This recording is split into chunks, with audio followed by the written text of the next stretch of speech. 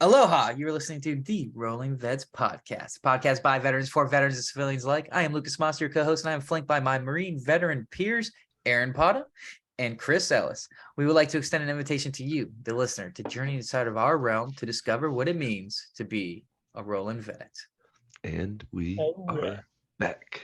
And yes, we are. We are fucking back, and we are also sponsored by Vet Labs. Don't you forget it. All right, fucking get your supplements, get everything you need to aid you on your journey to be the best version of yourself. I actually recently just got the amino acids, and not gonna lie, so I was already kind of losing a little weight. Fucking after I stopped drinking and was exercising on a regular fucking routine. But after I actually started using the amino acids, I actually started getting abs. I'm not gonna lie. I'm like my muscles actually started like toning. I had just your traditional like runner's body where it wasn't really just defined. You were just kind of slim, just running and stuff. But I'm not gonna lie, after a month or so of using these amino acids, my recovery's gotten better. Not only that, but I'm starting to see a little muscle toning going on here. Maybe I'll start my own little fucking Marvel movie. Who knows? Another little shout out here is Vet Labs is also releasing a thermogenic fat burner called Combat Shred. I got Combat Shred here with me right now. So all you BCP motherfuckers need some help. Hop on that fucking Combat Shred. Drop that fucking weight. Quit setting in the sauna. Quit trying to lose all that weight last minute in a fucking trash bag. Vet Labs, we got you. We got you. All right. That shit also helps you pass piss test. I tell you what, any thermogenic, you use a thermogenic and drink a shit ton of water, I guarantee you, your piss clean in 5 days or less. Quote me on that. There's no science of that. Don't quote me on that. But combat shred will fucking hook you up. Also, to all the friends of the Rolling Vets podcast, you now get 15% off on all products. Just use the code Rolling15. Oh, there you go, shit. Baby. All right. And we say again, all stations, save 15% on all Vet Labs products by using code Rolling15. That is ROLLING 15. All right. Bell, holy shit. Yeah, right. this is a fucking great day. And you know why this is a great day, Aaron? Because it's your day. You get to take us and you get to lead us. So go forth and do great things. All right, gentlemen. Well, on that note, I have a very motivating story for you today. Story time. Happened. All right. So in the winter of 1950, the United States Marine Corps was planning their final offensive, pushing the North Koreans out to the Chinese border. And this was around Thanksgiving. The Air Force had airdropped a Thanksgiving meal onto the North Korean peninsula, or the North Korean side of the peninsula, quote unquote. Anyways, so all the soldiers, they were in good moods. We've been winning this entire time. We pushing the North Koreans back up to China. China had just started getting involved in the war, but wasn't like a massive presence yet. And MacArthur, his goal was to have all the Marines back home by Christmas. And as any military historian knows, oh man, it's always Christmas. It's always Christmas. Promise to be home by Christmas. It never works out that way. Anyway, so from the Chinese perspective, the Chinese had known that the U.S. has superior firepower and aircraft, but they perceived the U.S. men to be weak and would easily fall to hand-to-hand combat. So that was their perception going in. Like, they're like, oh, okay, well, yeah, you might be superior, but you're a bunch of fucking weaklings. We go to hand, like, we're going to stomp you. They want to wrestle us. That was their idea.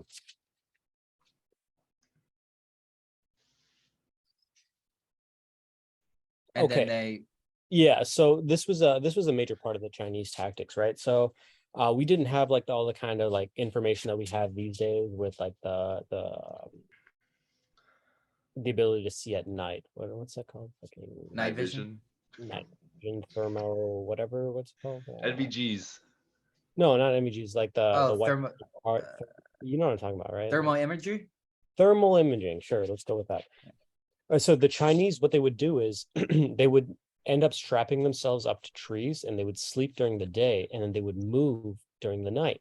And so we had no idea there was 120,000. The number is a little bit legend, There was 120,000 Marines basically getting ready to spring this trap in what was known as the Chosin Reservoir. And it was Rob. yeah, so back in World War II when the Japanese invaded, they ended up naming this reservoir the Chosin Reservoir. And obviously they passed that down to us, and that's how we got the Can you name. pronounce that in Chinese, please? It was Japanese. Chosin. Sure. Close enough. All right. Is that politically correct? No. Wow. Canceled. All right. So I drew a little map and a little whiteboard here. Okay. Oh, arts and crafts See it? If you guys can see it right With- there. All right. with Corporal Pada. Basically, there's two sides. Which way's north? Which way's south? Top is north, bottom is south, east, west, respectively. All right. Well, it's actually Nice- not a that's bad nice grid. Yeah, it's actually pretty decent. I try. All right. So basically, this is on the eastern side of the North Korean peninsula, right? There's some more All right, stuff. for those of you who are listening on Spotify, also like Corporal Potter right now is demonstrating the battle placements and positions of the North Koreans and the UN forces led by the U.S. Marines at the Chosin Reservoir. As you can see, you can have on the left-hand side, which is supposed to be the east, you said? Yes. So let me read out the names. So Yep. on the top left-hand side, so the northwestern side, you have Yonda. I'm butchering these names, right? Yeah. And okay, well, let me actually start with the very bottom because that's where we started off at, right? This is Yeah. a very, very small mountainous terrain that you basically had to go single file and walk up. So we Sure. started at the very bottom, which is Chinhung, right? Yeah. Took over that town, left a garrison there. I actually don't remember the Marines and battalions and the positions that were at each of these sites, but one can do further research. Do you take the left before or after the McDonald's? Todd is like the guy who waits last minute to do a school project. He's like, here's my map. Anyway, so and then the next major city was Kyoto, and this is a major city. This was like one of the major defenses that we had because it facilitated our C-47s as and like a little landing strip. So that was vital that we hold Kyoto. Like if that fell, everybody up here would be trapped, and there would be no way to get out. Right.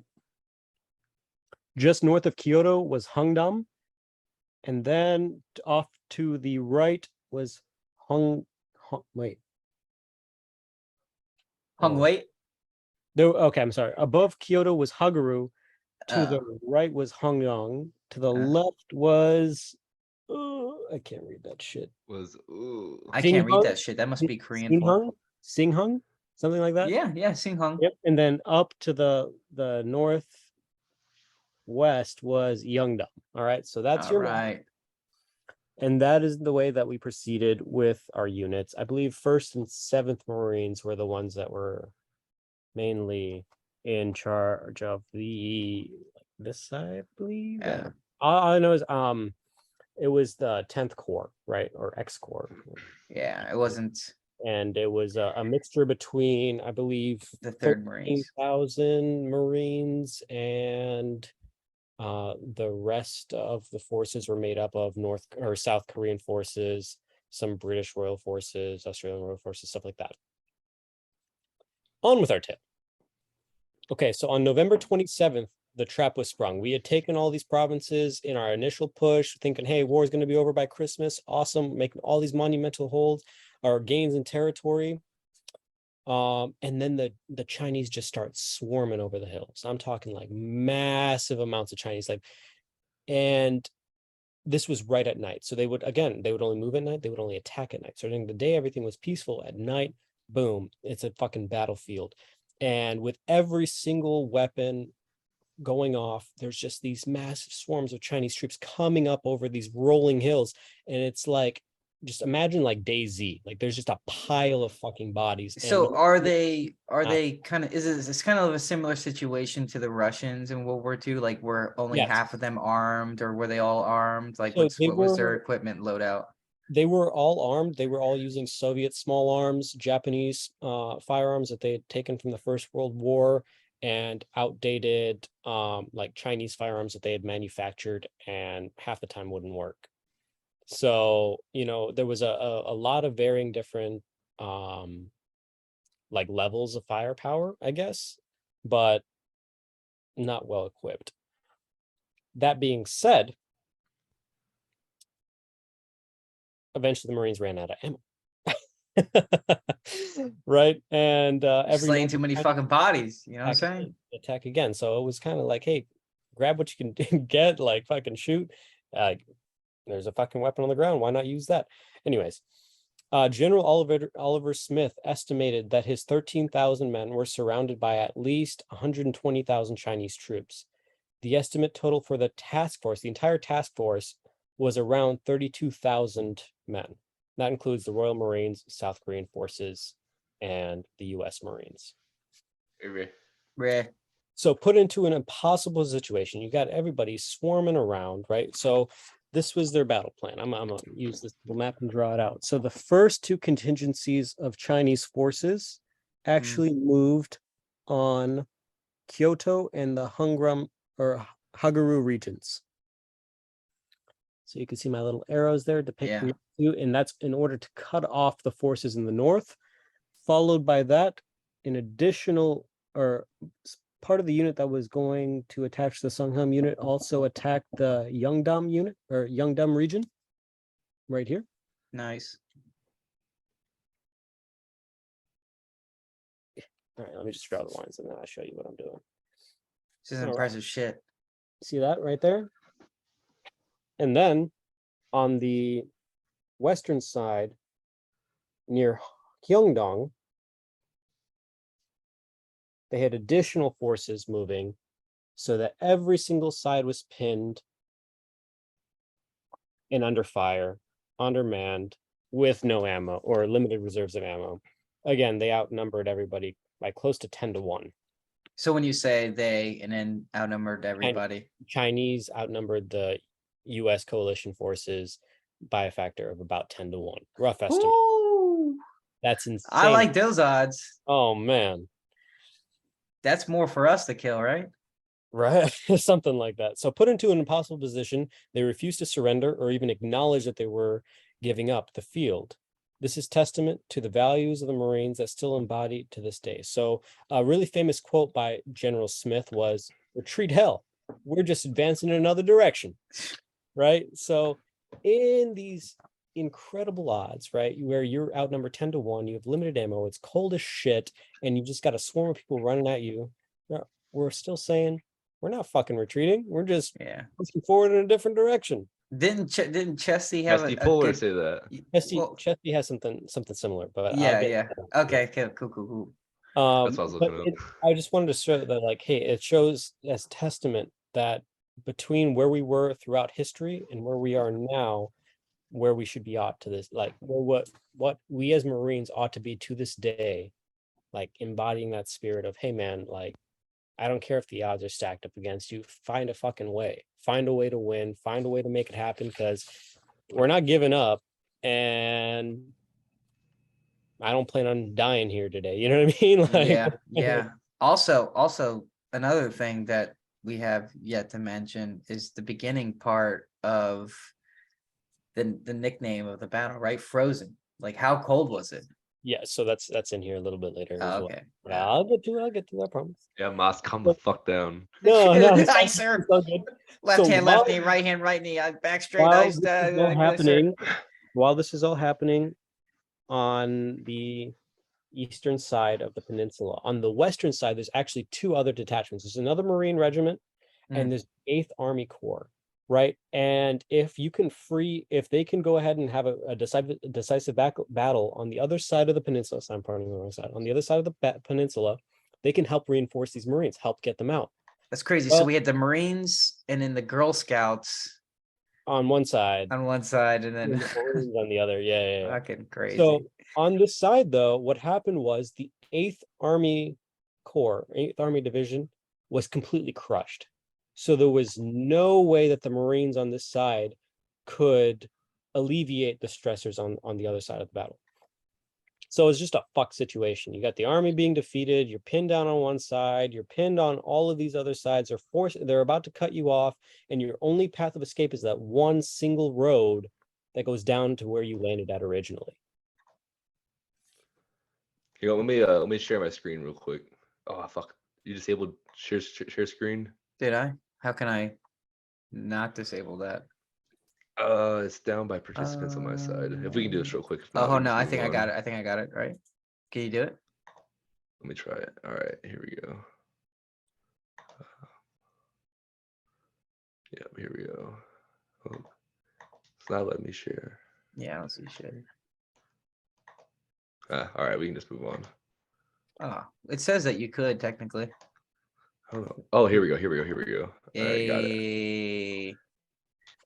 So those watching right now, There. Oh, yeah, there you go. it gives a better representation. You know what this reminds me of? I think I've told this fucking story before.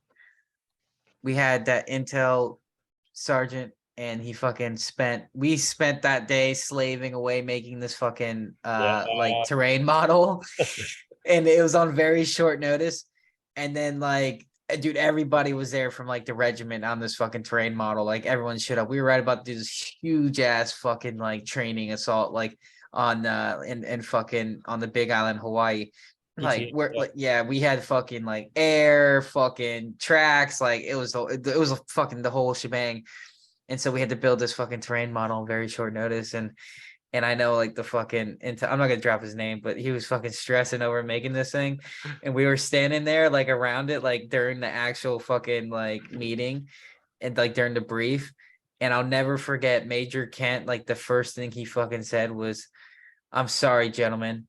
I'm sorry for the shitty terrain model." And I almost started dying laughing, dude. Because the sergeant who worked so hard on it was like crushed, bro. Like he worked so hard on this fucking terrain model in such a short time. I didn't think it looked that bad.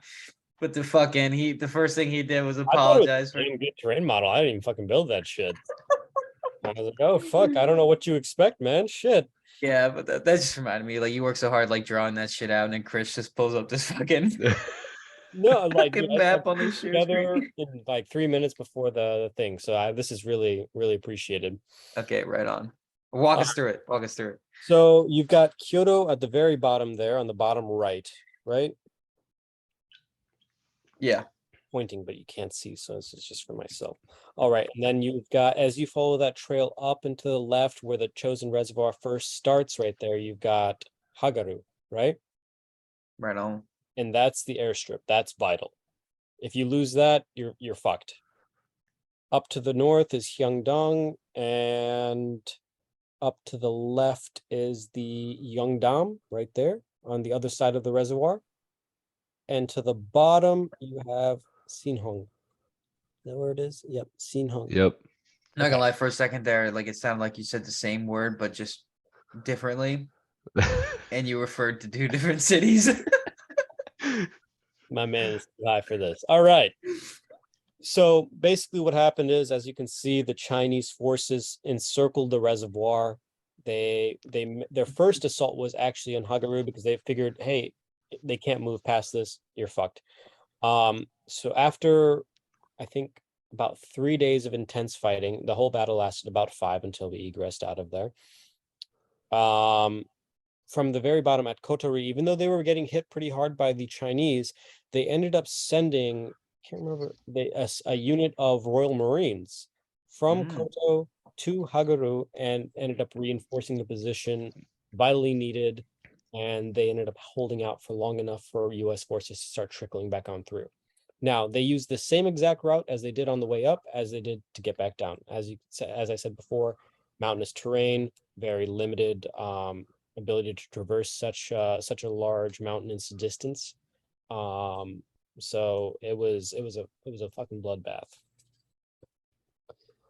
That all stated, there was about approximately 12 Chinese divisions on the 27th, and that all resulted in about a 5-day fighting redeployment back to the south. Chesty Puller was quoted as stating, "There are not enough Chinamen in the world to stop a fully armed Marine regiment from going where they want to go." Rah. So another thing that we have to keep into account during this is our prioritizations. So there was not enough trucks for the 1st Marine Division to get like everything that they needed to the actual sites. So they prioritized moving tents and stoves over ammo. And that kind of shows the dichotomy of philosophy of the Chinese forces versus the US forces. The Chinese forces would throw their men in there with the bare minimum, the weapons, some ammo, and say, hey, this is what we're going to go do, versus the US, which actually meant to make sure that, hey, our troops are warm, they're not freezing, even though temperatures were drastically below zero for the entirety of this 5-day battle, again, taking place at night. Chesty actually was stated, General Puller was stated saying, I'll take care of my troops first, as frozen troops can't fight. Even if we run out of ammo, we'll go to the bayonet. Hell yeah. How we feel about that, gentlemen? How we feel about the bayonet? Well, I had a 203 and I couldn't put that shit on my fucking rifle. Fucking, I'll never fucking forget, like, in boot camp, like when you do like the fucking simulations or whatever, the Crucible. You remember, you know what I'm talking about? You fucking do that. You do that Slayer ass like,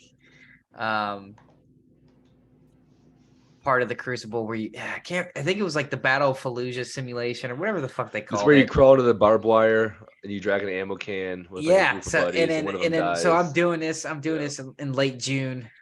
It's about to be fucking July in South Carolina. It is like probably midday. It is hot as fuck. You're covered in the sand and shit. You're dehydrated as motherfucker. And I'm doing that shit. And I just remember after completing it, you had to like fix your bayonet and then do this fucking bayonet course, dude. I was like, I'd be dead in real life, man. Cause I was like, fucking just lazy as fuck. Just like, bro, like the bayonet at that point was just fucking, it was just a no-go. It was a no-go. Did you I get just off? remember I just remember the pain of having sand and raw skin everywhere. Yeah. Like every piece of your camis has raw like skin covered in fucking sand. And you have to get your ass up, you're soaking wet, you attach your bayonet, you have to take a knee for like fucking 5 minutes before you do all this shit. So you're Yeah. just dead. And they're like, all right, fucking, they're like, give me everything you have right now. If you don't do it intense enough, they're like, all right, bitch, come back, do it again. Yeah. Yeah. I had to do it fucking a couple times. I was like dead, dying. What are you about to say, Aaron? Oh, we used like on the West Coast, we had like AAV hulks. Like they were like just burnt out like skeletons of AAVs that we all sat in and then like ran out of before we started the whole thing. Oh, we did shit like that too. Like we had like the aircraft or whatever, like the fucking 53s that were just Oh, yeah. so we just had the AAVs. So that was it. I don't think we had AAVs. I think we just had like the aircraft. I helicopter think. Yeah, simulation. helicopters and shit. We just ran off the helicopters and then did this sort of fucking With the barbed wire into the tunnel, out the other side, skull dragging for no reason. Oh yeah. Yeah. Yeah. That was it's crazy to think about that shit, man. I was literally it's so funny because when I was walking my dog last night, that was one thing that was like crossing my mind is I thought about like Carolyn had to go to some course today. And I was thinking about like for some reason I was thinking about going to the range and like every time we had to go to the range, I was like, damn, they make us show up literally like fucking 0330, 04 at the fucking armory early as fuck. And you know, it's Hawaii, the humidity, you're already sweating and it's fucking 4 a.m. and like I just remember like just laying down and like laying down on my pack after getting my rifle and just trying to get some like just trying to catch as many Z's as possible before we had to fucking move out. And I think about that and I was like, how the fuck did I do that, man? I was like, all the times I'm uncomfortable, I was like, how the fuck did I do that? How did I like can't think about it like the discomfort now of like having sand and fucking, you know, whatever, wearing the same socks for fucking ever, dude. Like, well, not just that. Like think about like one thing that blew my mind when I definitely like was through boot camp and finished was like your rifle. Like I was telling somebody the other day that they were asking about like my boot camp. I said, yeah, we had to carry a rifle everywhere we fucking went. Like yeah, everywhere we went. If it was not on us, it was like locked to our rack, but we were like 100 yeah. feet from it at the most. And I mean, we were dragging our rifle through sand, through mud. We would clean it out in barrels of water. But then Yeah. we would take that motherfucker to rifle range, and you could shoot fucking dead on from 500 yards away. And you can Like shoot that. expert. Yeah. Yeah, and you can shoot fucking expert. Like those rifles, like those take a fucking beating because they're going through that 12 months a year, like Yeah. just getting the fucking shit beat. I wonder how long a life of a rifle Well, lasts at that's why Paris they Island. rusted so easy. You know what I mean? Like you take that shit out for a day, then there'd be rust all over it, and like that's why you have to clean your rifles every Yeah, we fucking cleaned it day. every single fucking day. Every Yeah. day. To the point that some of the muzzles were like stainless steel. You could see Yeah. like they had been cleaned so fucking much that they almost shined, and that's how many fucking recruits had been through or whatever. But like my thing was like, cause they give us like the M16s in fucking boot camp. Yeah. But so in the butt of the fucking M16, you had like the little cleaning shit compartment. Yep. We used to have to fucking stuff shit in there, but to open that thing, Was a holy Break your fucking nails, shit, dude. dude. Yeah, Yeah. you would. You had to use like fucking like metal rods, like get something, man, just to open that fucking thing. It was basically useless to So fucking put anything in there. I used to never put any of my cleaning stuff in there, and whenever I had to open it for the first time, I used my cleaning rod to open the damn thing. Dude, I remember fucking having to sit there, fucking crisscross applesauce with your fucking trunk in front of you, just cleaning your rifle in fucking silence. Like I almost forget Yeah, about moments that like was those in peaceful. boot camp. That was like the Yeah, most peaceful That was fucking moments though. it Like when you finally got was. to just like setting down is something that I took for granted. Like I remember like losing a feeling in my feet like halfway through boot camp. Yeah. And just the feeling of being able to set down, even if like I'm fucking sitting there like just all my effort is going into clean this motherfucking rifle, like I'm just making as fucking clean as I can. Like I'm so thankful to just set. And there'd always be that one dude who just dropped something and everyone would just go quiet and just like, All of it. motherfucker, like what did you just drop? What did you just lose? Like lose the pin or something, The unforgettable bing of a pin hitting the Yeah. fucking floor. Yep. Yeah, dude, it's this solitude right there. But the dudes, Frozen Chosen, Yeah, did man. not And have we that. had a very limited No. experience in Korea. Like we were further down south, but Yeah. like I think we can all testify to like those rolling hills. They're insane, and they get steeper as you go further north. So the further up we went, the colder and colder it got. I remember we had one of our guys actually go down for hypothermia as we were training like in the northern hills. I think yeah, we were getting They hunted. were not fucking hills, bro. They were mountains, dude. They were fucking mini mountains. But I remember we were getting hunted by recon. The rest of India Company got to go to some fucking beach, right? And they sent us up to this fuck off mountain range, and we were getting hunted by recon. We had like snipers attached to us, and within like 5 minutes of setting down, we ended up finding like one of the recon guys. And one of the snipers, they took a picture of the recon dude. Gunner Pashuti ends up walking out of nowhere like he always does. And he's like, "Hey guys, how's it going?" They're like, "Oh, we just killed one of your recon guys." We show him the picture. He's like, "I trained those guys. I'm gonna go fuck them up." Disappears off into the jungle. Hear about it like 2 months later. Regardless, like we had two people sleeping in one little bivy stack just to stay warm. Like everything was soaked. It was cold as shit. And I would remember thinking like, holy shit, like how bad was it back in like 1950? You know what I mean? Yeah. You're further north, it's colder, you're below freezing, and you have an enemy that actively wants to kill you. They were allowed to wear beanies when the sun was up. We weren't allowed to wear beanies. We weren't even allowed to put our hands in our pockets. And when we were up there in the mountains, we wore fucking beanies all day. I wore beanie under my fucking Kevlar. I didn't give a shit. They could put their hands in their pockets and wear beanies. We could not. I remember one time So who had it harder? Yeah. No, but I remember one time I was sitting there down like the Water Buffalo with somebody, and we look out we're looking at one of the hills in front of us, Yeah. and out of nowhere I just see like 4 like recon Aussies come out, like 2 of them wearing ghillie suits, like just coming out and they're like, "Can we get something to eat and drink?" And we're like, "Yeah, bro, like fucking you're good, like come over here." Yeah. They're cool as shit. Took some pictures. They traded some shit. They headed out. They're like, "Yeah, we haven't fucking like showered in 4 days. We were just living outside in the fucking woods." I was like, "Damn, dude, Just 4? roughing it." No. Dude, I'll just never fucking like just a testament to the weather when we were there, dude. It fucking rained almost every single day. Well, when we first got there, it snowed. Yeah, and then it warmed up just a little bit, and then it was fucking raining the entire time. And then finally kind of like towards the end, well, there was like a middle part there. I think there was like a week where it just didn't rain at all. And then for the rest of the time, it was just fucking pouring. I think up until the moment we left that place, pretty sure we packed up all our shit was just soaked and shit. So So um they decided to put us in a rice paddy field and said, yeah. "Hey, this is a good place made to retain water." We dug fucking canals and trenches to make sure we'd wake up and our tents would be floating on the water. You guys Yeah, had like 3-foot trenches going through in the tent yeah, city. yeah. We had to dig trenches, dude. We had to dig trenches. And I just like what Aaron was saying. I just remember like waking up one morning because like the water had like risen in my head and it was like I was like breathing it in because I was like fucking it was crazy, dude. You were never dry. And nobody said a word. Everybody just got out of their tents in green on green and You're just started going miserable. town and with their entrenching tools and digging. Yeah, we were You know sleep what we we were were doing singing like too? slave songs. Yeah, there was no order. There was not like everybody just instinctively knew like I'm gonna get out and I'm gonna dig because if I don't, I'm gonna fucking drown. Yeah, yeah. We were like hard work, work, and we were just fucking just digging that shit. And then first arm was like, "Hey, like you should cut it out with the Okay, slave one songs." motivational quote for you guys, casualty rate, and then we can go back onto our war stories. All right.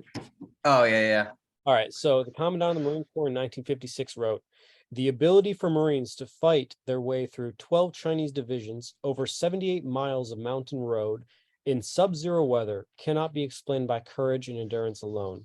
It is also owed to a high degree of professional forethought and skill, as well as uncommon valor expected of all Marines." yeah. Raw. Uncommon Valor. It's a good fucking movie. I'm pretty sure Gene Hackman's in that. And Gene Hackman was a Marine. I didn't know that. Yeah. Is a Marine? Huh? Is a Marine?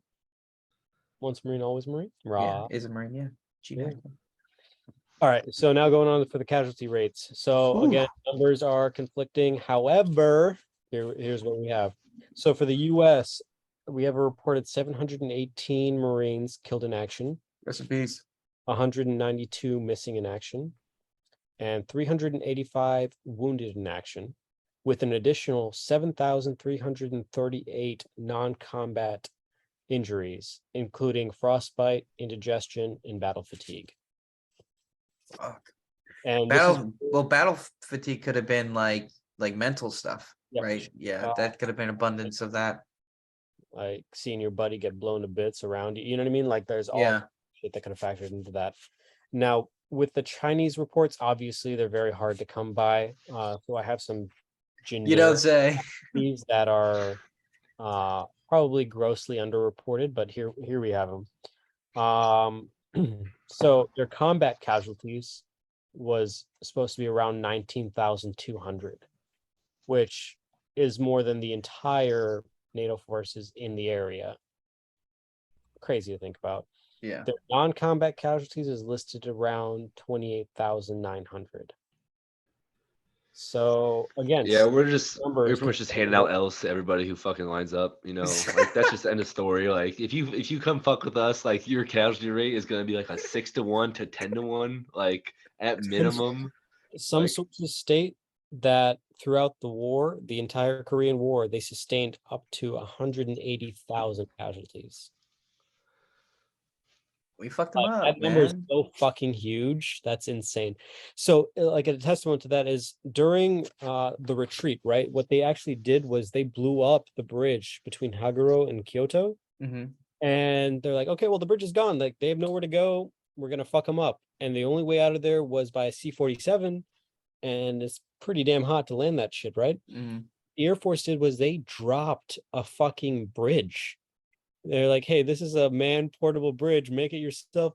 Remade the bridge and walked across. Like insane shit like that. You know what I mean? Yeah. Damn. I can't even fathom that, man. And But it always comes down to the little things, huh? Like, and when it comes to battles and stuff like that, I think a lot of people, I mean, we can always, big dick everyone and say, like, yeah, fucking, anybody you put up against us will fucking mow you down kind of thing. But like, what it really comes down to are little things like that, like the people behind dropping bridges like that and stuff on D-Day. Like, like not necessarily the paratroopers, but like the resistance fighters who were cutting logs across the fucking roads and stuff, and making or yeah, across like the dirt roads and making the tanks take fucking the pavement roads, which they couldn't ride on pavement, and so the tanks couldn't reinforce the Germans during the fucking invasion on D-Day. So like it's always like little things like that that make up like that literally can make or break, like in our case, or in this case for the UN forces, mainly the Marines, survival. Mhm. That's what they say. Like a fool discusses strategy, a great general discusses logistics. Yeah. Like, I think our approach there of, hey, we're going to make sure that our Marines are properly housed with the tents and have stoves in order to keep themselves warm was essential. Yeah. Because as you can see by the casualty numbers, bullets don't kill nearly as well as frostbite, Yeah. you Yeah. know? And that's the scary part to think about. Like, imagine if we had that gung ho, well, we're the best mentality, just rushing into whatever headlong. Like, your strategy could be great. The weather's still gonna fucking beat you every time. Yep. So I think that in our sense of like giving a shit more about our soldiers than our Marines and our soldiers than the Chinese opposition really showed over there. And actually, the CCP, the Chinese Communist Party, actually put out a movie about the frozen, like the Chosin Reservoir. And Yeah. obviously, it's a nationalistic film and propagandized heavily for the generation that knows nothing about it. And they tried to spin it off as like a victory, which technically, yes, they did take the ground, but they end up saying like, "Hey, we were not outnumbered, but because they had such superior technology and like firepower, we still were able to run it through." So they have their spin on it. Yeah. I It's heard I think I possibly heard something about that film the number that one film in China. Like it's very highly viewed over there. is this a recent film or Yes, no? yes. Yeah, I heard it like paid like a positive homage to the Marines, I thought. In a way, I thought I yeah. read something about that. So yes, it definitely does have has a like like holy shit, like these guys are to be respected. Yeah. But if you look at the message that they portray throughout the film, it's very nationalistic, very Yeah, heavy. yeah, for the most part, yeah. But yeah, they actually quote Chesty Puller a couple times in that movie, if I'm not mistaken. I haven't actually seen the film, He's a but very quotable man. yes, he is. Yes, he is. But yeah, so they had to make us look like badasses in order for them to say, yeah, that's why we suffered however many casualties we did suffer, to save their own self-image in a sense. But yeah, I've debated whether or not I want to actually watch this film. Like, I feel like I'd get pissed off for a lot of it, but it could, have some pretty badass moments in there. So Yeah, probably. It's at the end of the day, it's just a bunch of fucking propaganda, absolutely. And unfortunately. to a generation that knows no better, they're just like, oh yeah, that's exactly what happened. Like, sure about Which is I think is a good thing that we could talk about too, is I think luckily recently there's been kind of that push away from these kind of like glorifying or that? adaptations of like war.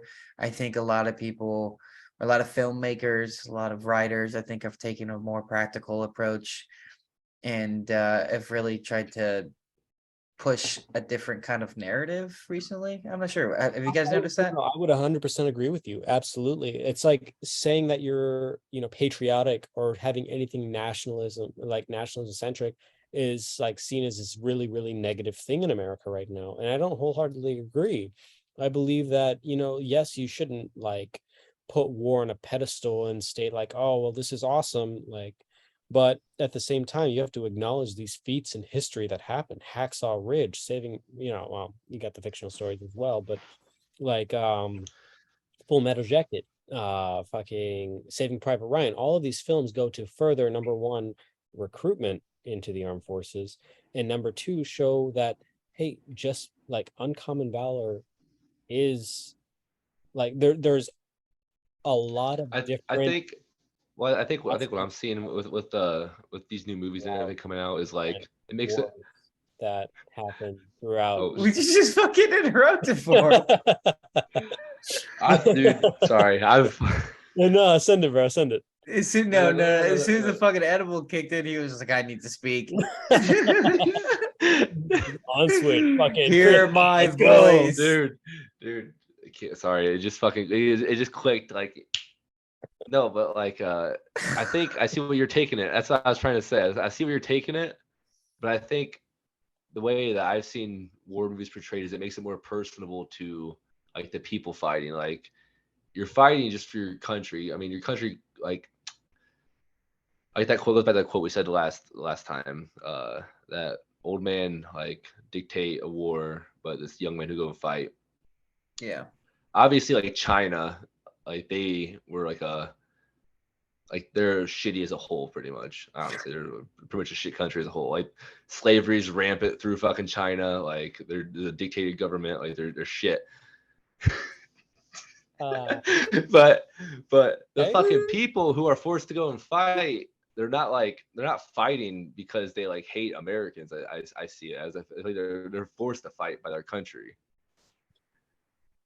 I got to But interrupt this shit. hey, man. No. I see what you're saying. But what I'm saying is this film helps to Fucking said that. young, right? And it makes it easier for them to say, oh, America's bad. America's the villain. It should be vilified for this. And yes, I understand that aspect of like nationalistic, like featured films.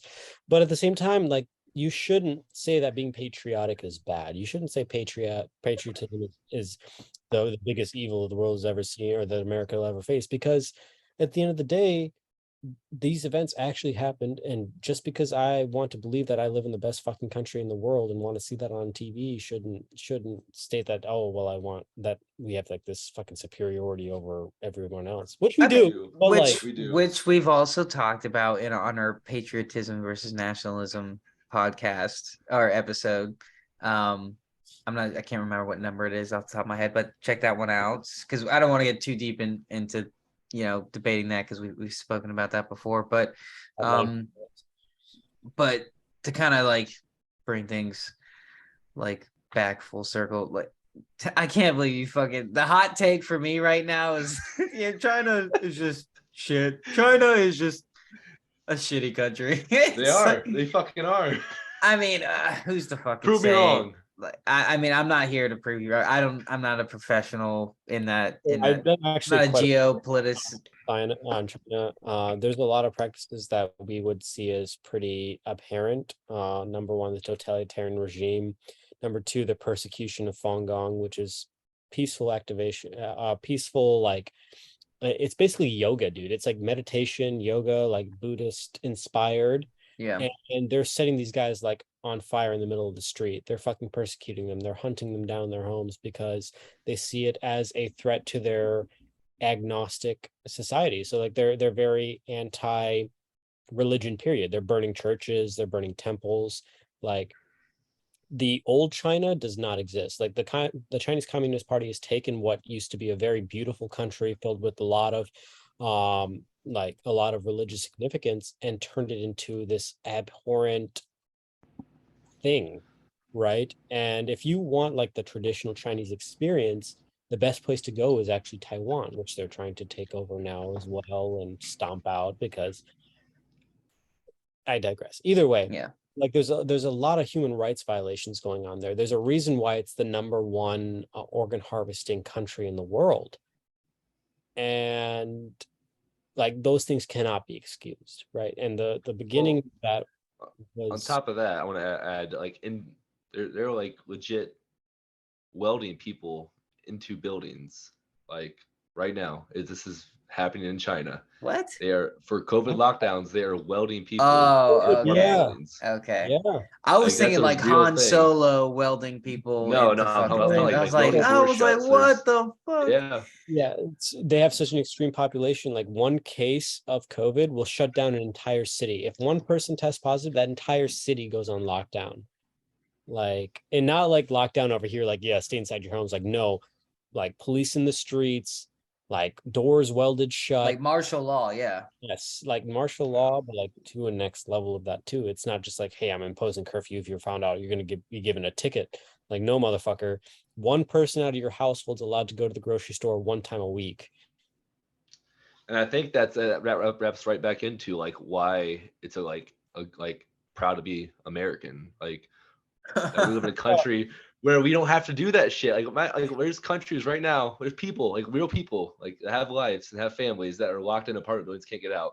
We have the ability to do any. We can go anywhere we want. We can go 1,000 miles fucking north if we want to. Nobody's gonna stop us. Tell me why, when Chris said people were being welded into buildings, I thought like they were literally being welded into walls and shit. Yeah, that's what I thought. I thought that too. I 100% thought that too.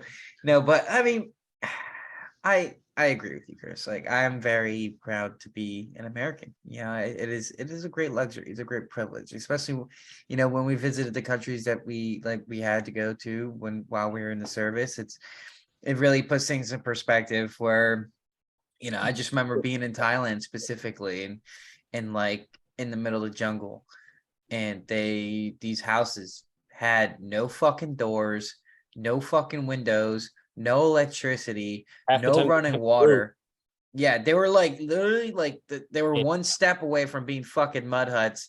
And like, and the one thing I thought of too is like they're living in probably like one of the most dangerous places in the world. Like, Yeah. they have a lot of spiders and fucking snakes out there that are deadly, that could literally just waltz right into Yeah. their fucking homes. And then you understand why there's so much like terrorist activity going on in the south of Thailand, because people are upset with the way that they're living. You can literally be beheaded for talking ill or speaking ill of the king. Yeah. You step on a piece of currency with a king's face on it, boom, you could be beheaded. Like, that's insane to think about in the 21st century. Yeah. Yeah. And so like, and fucking there's sex trafficking, and I'm not saying there's not sex trafficking in the United States, and there's obviously a lot of fucking crime that goes on in the United States. And one of the reasons why the cartels are so fucking rich is because Americans crave cocaine so much, and But I mean, it heroin. is So rampant throughout the country. Like, it is like, I remember there was, when even while we were just there were people from all kinds of like other, like neighboring cities sending like their prettiest women to our area because they knew like, hey, we can make a couple $100 here. That's enough to last for like half a year. yeah, You know what I yeah, mean? yeah. So like, yeah, So just seeing stuff like that, seeing places like that where you can we all fucking remember shoot that. a cow with an RPG if you just paid like $20. Like, it was We fucking all remember fascinating. that 12-year-old dancing in the back of that fucking pickup truck and right outside the camp. You know what I mean? Yeah, fucking Like, well, and then here's a story. I love this story, man. I'm not sure if we've told this on the podcast yet, but the story of fucking, I'm gonna say his name, Smith, because it's just such a generic name. Anyways, it could be 1,000 different people. We're in Thailand, right? And we're doing this fucking, we're like doing this bonding thing, India company, with these Thai Marines, and we're playing soccer with them, and we're fucking playing American football with them, and they're doing this little fucking Muay Thai like show for us and everything. It was pretty cool, and there's food, and they're doing karaoke. It was fucking karaoke there, and always there's like families there that are like bringing food and shit, and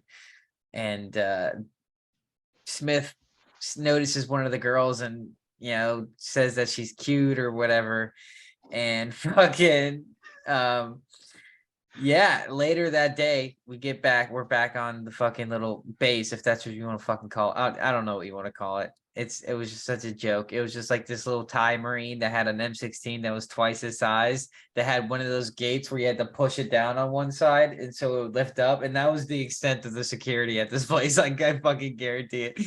And so we were fucking staying there, right? And so this fucking moped with like 6 fucking people just I rolls right up. remember this. Oh Just no! rolls right up to the Oh, gate that guard, was right? Smith? Yeah, rolls right up to the gate guard and hands him a letter, and says, give this to Corporal Smith." And so they fucking track Smith down, they hand him this fucking letter, and it was like, "I really like you too." It was written like a fucking like a like a 6-year-old, man. It was like, "I really like you too. You are very cute. I would like to like marry you, like take me to the US." And every day while we were still there, they would come to the gate and ask about him, and ask for a meeting with him and stuff like that. I think we fucking found out that she was like 14 or something. But like her family was like so adamant about like just trying to get her out, to go to the United States. And like that just says so much, I think. And then when we think and we get so harsh. We get so harsh on immigrants, right? Like a lot of people get so harsh on immigrants, like illegal immigrants and stuff like that. Like, you know, think about that journey. Think about that journey. That perilous journey, right? Like you have to have some kind of empathy that these people are trying to find, obviously, a better life. Yeah, You know, because we can't just chalk them all up as murderers or rapists. And don't get me wrong, like in every fucking case, in every single case, any group of people, there are always going to be murderers. There's always going to be rapists. Whether you're white, whether you're black, brown, whoever, there's always bad. A cop, whether you're a cop, whether you're a fucking firefighter, whether you're a bank teller, whether you're a janitor, there's always good apples and there's always bad apples. And yes, there are bad apples, and the bad apples, unfortunately, always spoil the bunch. And it's good fucking rhetoric for racist people. But that being said, is like you have to think about like the journey that these people go to and like the lengths that they're willing to go to just to be here in the United States, best country in just the for that world. opportunity. And for us, and I fucking, the one thing I can't stand, I'm not sure if, because I'm not even sure if I'm convinced myself, to be honest, is the American dream. Like people today, like, oh, the American dream's dead. It, Like I'm not sure, because people still come in here because they believe in the American dream, right? And then I'm not convinced that they come here and they realize that the American dream's dead. No, I don't think it is dead, to be honest. I think that, if you pull yourself up by your bootstraps, you make the right decisions, you work hard every day, you will achieve what it is that you set out to achieve within limitations, obviously, within reason. Like, can you own a home? Yes. Can you own a car? Absolutely. If you work hard every day and you pull yourself up, there is no reason why you cannot attain the American dream.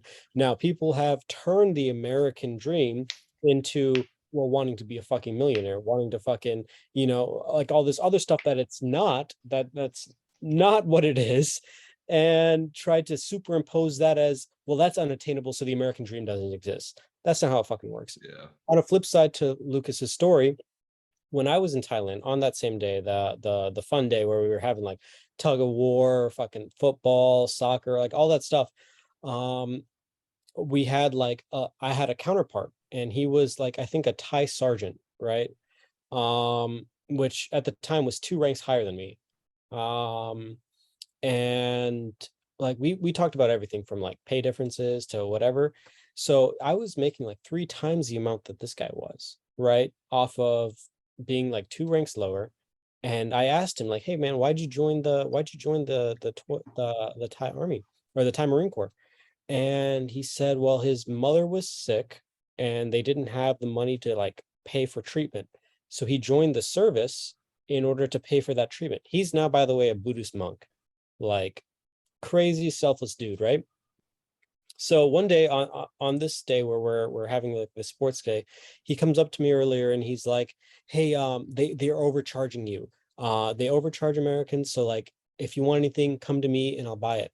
And I was like, yeah, whatever. Like they're charging us maybe like 60 cents for a bottle of Coke. You know what I mean? Like stupid, like easy, not even, it was probably like 30 cents if you really did the conversion. Stupid prices that are super, super like, I have no issue paying that, right? So we wander out, we go our separate ways, and I'm like, dude, I'm getting kind of hungry. So I order some food.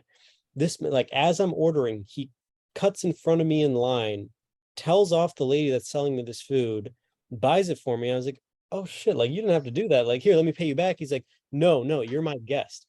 Like, I'm making at Damn. least 3 times as much as this dude. And he's like, Yeah. selfless. The reason why he got in was for that. And he's still giving me what little he has.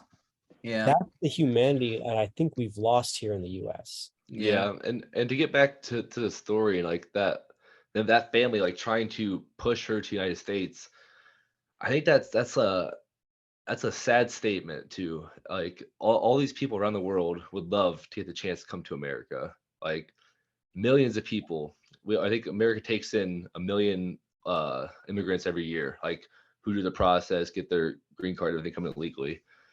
So I think that's like a very honorable thing because we take in more immigrants than I think every other country in the world combined. Next, and we could definitely help out. I mean, America's the most charitable country in the world. Whenever there's a disaster, we're the first one on it. You know, there's a catastrophe, we show up first. When Japan got hit by a fucking tsunami, we were there. You know, Ukraine right now with this fucking bullshit, sending billions of dollars there. A lot of people disagree with it. Feel like we're fighting a proxy war, We are. which we are. We But- are. But regardless, like we are 100%. But I'd like to think that at least some of that money that isn't going to people's pockets is going to help families there. Like Elon Musk, like he obviously is from South Africa, but like he even gave free internet to Ukrainians. Like wherever, like there is like a country that needs aid, like America's there. Whenever we were in any other country, like what did we do? We like cleaned beaches up. We did fucking helped out any way we could. We visited schools and stuff like that. Like everywhere we went, we made a difference. What? Real Mr. quick, Pada? a couple things we need to clear up here. Number one, it wasn't free internet. He actually tried to put the bill off onto the U.S. taxpayers, Elon Musk. Oh Number shit! I did not know that. Yeah. Breaking news. Number two, But did he though, or did he end up paying it himself? Were you trying to just spread fucking misinformation on the no, Rolling no, Vets no, podcast? this is like factual information. Anyways, number two, it's not a proxy war. It's actually technically defined as us giving weapons to a country to defend itself. It's not a proxy war because we're not fighting over. Well, obviously, we're not saying it's a Proxy. proxy war. Right? You No, can't, It's a it's but- proxy not. war. It's not by Proxy war. proxy because we're not involved in any way, shape, or form. Yeah, and Nancy Giving Pelosi a didn't get country rich by the insider weapons to trading either. defend Like, itself. Either way, it's not a proxy. How are we not Wait. involved in any shape, way, or form when we are giving the weapons We're for them to We're defend giving a themselves? country the weapons to defend itself. It's the same thing. That's being involved. Is that not being involved? No, because How's that not being involved? because it's not. how us is that not being as the involved? US. How's It's that not NATO as a involvement? whole. It's a NATO as a whole giving the arms. Now we might be bringing up a big part of NATO's allocation of funds to these Who other. are I'm you pretty trying to fucking sure fool as right we're now? However, speaking, it is not a I proxy. think Joe I'm Biden is sorry. requesting I $38 billion will more. agree to send disagree Ukraine. with you in the sense that it is not a proxy. Dude, it's a fucking proxy war, man. I'm pretty sure that there's a $38 billion. You know what? Let's take a poll. Let the viewers war aid decide. going. Let the view have Jamie look it up. Is it Yeah, what's the if you definition think of it's a proxy war, buy chocolate protein powder. And if you don't think it's a proxy war, buy vanilla protein powder. I'm gonna buy like fucking Hang on, 20 hang on, let me- protein powder. Let me look up the fucking definition of proxy war real quick, and then Hey, we'll Jamie. wrap this shit up. Right. So let's see. A war War instigated by a major power which does not itself become involved. Whoa, that's how We that did sounds not ex- instigate it. We did not instigate it. we did not We did not instigate instigate what? this war. We did not. I would Oh say my the God. reason We Putin instigated- invaded Are you the fucking reason kidding me? Putin invaded Ukraine was because Biden took office 100%. No. That Okay, you guys are the all stupidest wrong. You guys argument that are I've ever all heard of. incorrect on this. No, okay, so we have been poking the bear. We have been poking the bear for Oh. over a decade, trying to flip the Ukraine. And the Russians knew it, and they warned us, and they warned us, and they warned us. And then first it was Crimea, and they invaded in 2014, and We did not- still we tried, and we kept poking the bear. And This is then my take on it. what did they do? What did they do? They fucking invaded. And everyone was like, "Oh, unprovoked. Oh, no bullshit, My turn. bullshit." And Oh, now, it and was now we're 100%. now we're running blank checks and fucking and giving Hey. them all these fucking like anti-aircraft missiles. We're giving them M1 Abrams. We're giving them all these fucking gap pieces. You can- All this shit you can just to hit fight the fucking and Russians whine because all we you don't want to want. put boots on the ground to fight the Russians ourselves. You can That whine is a all you fucking want. proxy war. However, the definition of proxy war is a war instigated by a major power which does not itself become involved. Hey, I I agree don't know how else 100% to with explain it. it. What- I don't- what I Moss really, I said. truly don't. I agree My turn. to the T 100% what Moss said. That's I great. think the You're wrong. timing right now, that why he attacked is because fucking Biden's in office. 100%. Negative. All right. That So is check this out. 100%. Check Dude, this out. hell no. Ukraine just Hell found no. large amounts of oil reserves on their Ukraine. eastern side of their country, right? Ukraine found large reserves of oil on the eastern side of their country recently, within the last couple of years. The main reason why they annexed Crimea was because, number one, it allows the Mediterranean to get their fleet out without NATO intervention, right? Now they see all these oil reserves. They say, hey, now's a perfect time to invade. They invade. Granted, the Ukraine was also doing some other things that was kind of antagonizing Russia, like wanting to join NATO, right? Of course, we want Ukraine to join NATO. Reason being, it would severely diminish their power to defend against an attack. We were leading the But, charge but, on trying to flip them to but, NATO. That I was thought they us. That was the requested to be in United NATO, but they got States. before I denied. lose this train of thought. But the thing is, the NATO has this policy in place where no nation can join it if their territory is still what's the word I'm looking for? The territory is still being challenged? or disputed. Not Right. So disputed. that's why the first time the Ukraine tried to join NATO, they invaded Crimea, right? In order to stop that NATO vote, because no matter what, NATO's going to say no. Now, their intent was to take over the oil fields. We are now allowing NATO. This is not a proxy war because it was not started by us. We did not start this war. We did We're not start. paying for it, dude. What do you mean? Ukraine asked us for help. We sent over You're help. telling It me is not we're paying proxy for a war. war we didn't We can start? I'm gonna disagree. call bullshit on that. I'm gonna call bullshit on that. America's always acted as the world's policeman, for better or for worse, Yeah. This right? is for worse. This I'm is just definitely saying for us. We need to stop there's sending the money. nothing to Yeah, suggest that we we need to started cut this. off everything. Cut off This would Ukrainian. be like, figure the Didn't fuck start it. out. Sorry. We Yeah, didn't start it. figure it the fuck Started. out. I'm We sorry. need to start focus on fucking our goddamn country. How many of those 100% billions of agree with you. dollars could have went towards 100% agree with you. A building our homeless veteran infrastructure? situation, the decline of education in the US, the infrastructure that's all going to shit. 100% we should have invested that into ourselves. But what I'm trying to say here is it wasn't a proxy war. Dude, we could literally like think about all the wonders of the world that used to be like such a fucking big deal back then. Like how magnificent some of these cities looked, like Rome and shit like that. Our cities could look like that. Like our fucking like Gave a you shit said, about like our infrastructure, like is shit. particularly fucking homeless people, man. They could be God. taken care of, you know, like or something. Without Like us having something to could pay be out our done. fucking asses and It's taxes. hard. Or Like, just buy think- land. If you want to be homeless, fucking just buy them a plot, make it like a homeless reservation. I don't give a fuck. Like you just solved it. You just solved it. They Yeah. took $1 billion fucking dollars, bought like 100,000 acres, and said, if you're fucking homeless, we're buying you a bus ticket. You're getting your ass up here. Build the wall around them. no, Give 'em okay. I'm fucking- not Definitely don't building do that. walls. Definitely don't do that. I'm not building I mean, walls you around know how much anybody. police intervention there would have to be there, though. Like, imagine, like, oh shit, I don't know where my next meal is going to come from in this community. Let me go rob something. That way, I can get like 3 hots and a cot. You know what I mean? But So, no, there but is no- the yeah, aspect. exactly. But so if you take that out and you have this like not like a reservation and we like could put fend for food trucks yourselves. on the road. It'd be No, good. like you could continuously pump money into like feeding these people.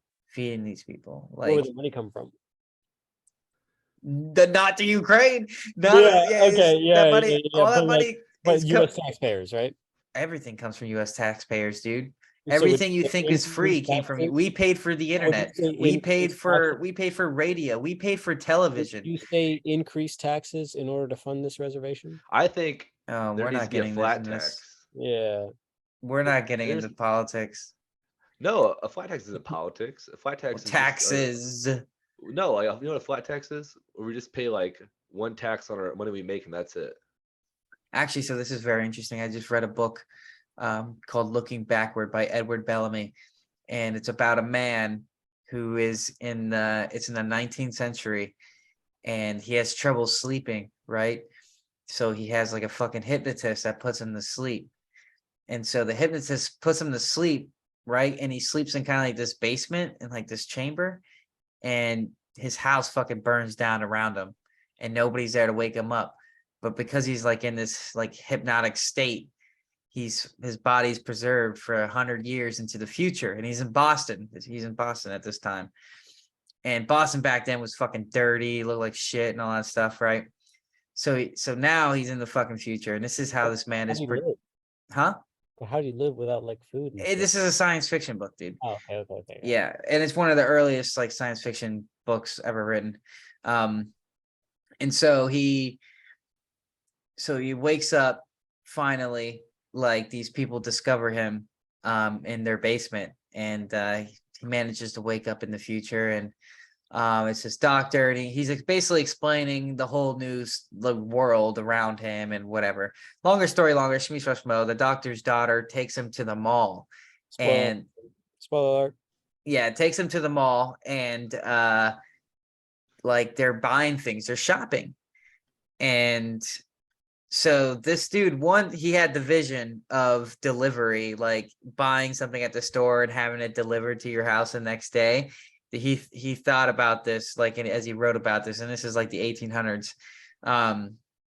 And not only that, but he thought of a post-capitalist society in which everyone has a credit card, and you have the credit card limit is basically your Contribution, your right? national revenue. So the state owns everything, and as long as the state is profitable, you could spend however fucking much money you want on whatever you want. I think depending on like your social status, I think you get like certain limits, but like it's like a crazy limit, and it was basically based on that, and that's how that society thrived, and that's how like they were So Sounds like successful. religion is communism. worth the society. That sounds like fascism, where the Communism. state controls Oh everything. yeah, I mean, yeah, essentially, yeah, it's essentially this is the basis, the foundations of communism. It's like it's just trying to portray communism like a good thing. It's like, yeah, But bro, we all get cool but shit. not I rob necessarily everything. because communism is not is this is post-capitalist. It takes And like traits of fascism with the state owning everything and implements some. yes, so more fascism with state funded. It's funny, Well, one's hard left, the other hard right, but they're like with intertwined, fascism, it was more like state-funded private industry, right? right? Like it had the facade of it being a private industry, but there was a lot of state-funded. Whereas I think where like, and obviously communism, they just outright just fucking like horizontally monopolized everything, or horizontally integrated everything.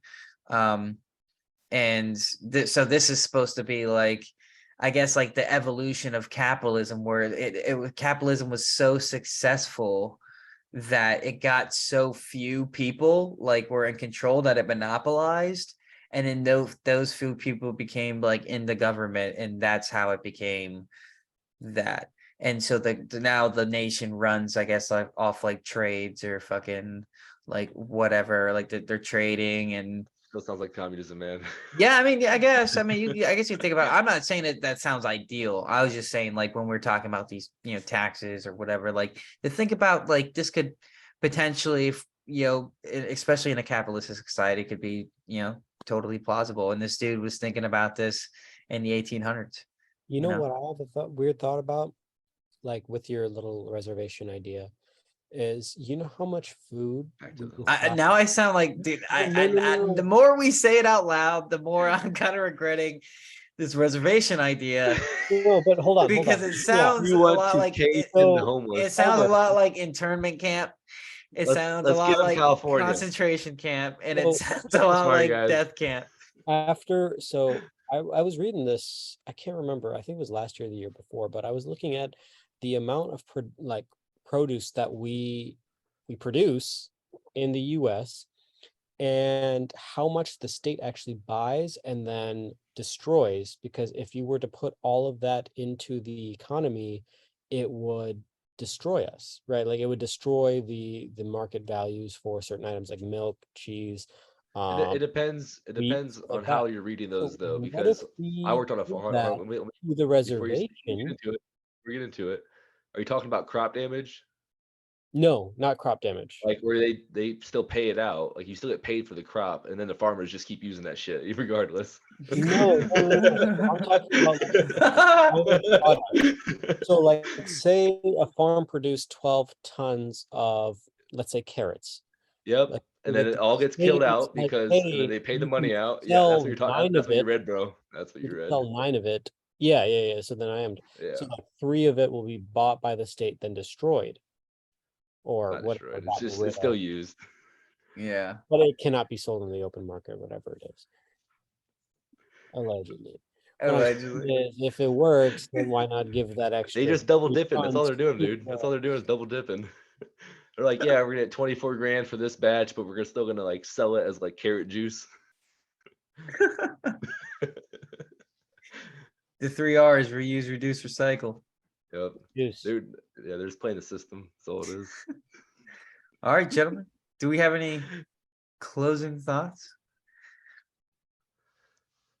Reach out, tell a friend, listen to the fucking Rolling Vets podcast. Listen to Moss's beautiful voice. All right. Yeah, you like that? You'll get some Fucking fucking Vet Lab supplements. uh-huh. And how about you dig into some fucking Marine Corps history, all right? Look Yeah. up the Frozen. Watch a movie. Watch a movie on Marine Corps history. Reach out to a Yeah. buddy. Have a good night. AA Ron. Got nothing, man. Just remember that you don't have to be exceptional to perform exceptional deeds. Be the best you every single day. Put your best foot forward and keep on trucking. Life's too short and too meaningful to give up on. Sure is. It sure is. I would like to thank Aaron for fucking taking the lead here today and talking about one of the greatest, battles and Marine Corps lore. Though it's a great battle, it was a terrible day for many Marines, but it was an even worse day for many Chinamen. That being said, it's those deeds, of uncommon valor that were performed that day will forever ring true in our lore, and we are very appreciative of the acts of all the men and women that were involved in that conflict. Absolutely. It may have been the forgotten war. It may not be talked about as much in the history books, but you are ingrained in our society, Yeah. and we really respect and honor the deeds of that day. We see you. We see you. And we acknowledge you. Thank you for your service. I don't feel like we say that enough here on the for a veteran podcast. I feel like we don't say it. Maybe because it's very cliche. What do you think? Yeah, too cliche. Hey, no, but for real though, like if you sign that contract to go into, regardless what job you're going into, to get put wherever you're gonna get put at, like thanks, man. Like that's a spot. Yeah. Yeah. You're For more sure. than a number, more than just a number. Yes, you are indeed. Thank you, gentlemen. Well, here we are. You stuck with us all the way to the end. We thank you for listening. We want our listeners to know that if your pack becomes too heavy, don't drop it. The Veterans Crisis Hotline can be reached at 1-800-273-8255. And I did confirm it is also 988. If you'd like to enjoy more content, don't forget to subscribe, Semper Fi, and keep rolling on. Hurrah! Yeah.